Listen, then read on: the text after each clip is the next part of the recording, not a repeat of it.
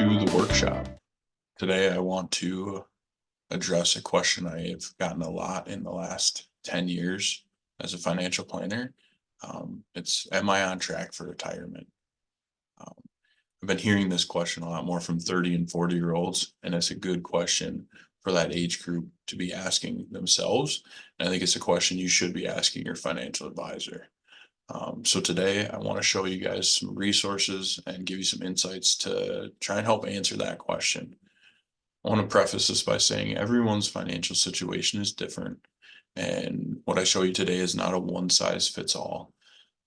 These are general rules of thumb and something that I think people should strive for or a good goal to have. How much you need to retire on really depends on a lot of different factors. Some being, at what age do you want to retire? If you want to retire early, you might need more. If you want to work part-time throughout retirement, you might need a little bit less. Also, what do you want to do in retirement? Do you want to go on vacations or travel the world? Obviously, that will cost more money. So you need more before you're ready to make that decision. This is not meant to be a scare tactic, but it is meant to have a real conversation on where you're at and where you should try and get to if you feel like you don't have enough saved. So I'm going to put a chart on the screen. This is a study done by Bank of America in 2023, and we're going to pick on those 36 to 40-year-olds. So as you can see, they should have, if you're 36 to 40, you should have about 2.4 times your annual income saved. So if you're making $50,000 in your late 30s, you should strive to have about $120,000 saved for retirement. Now that includes your 401ks or 403b, any pensions or other employer sponsored plans, but also assets you have outside like a traditional IRA or a Roth IRA. Whether you're at that number or not for your age group and your income level, again, I think it's something that you can strive for or put a goal to. And if you are at that number, how do I stay on track? Or once I'm on track, how do I stay on track? What we found is striving to save 15% of your annual income really gives you the best opportunity for success when it comes to that retirement goal.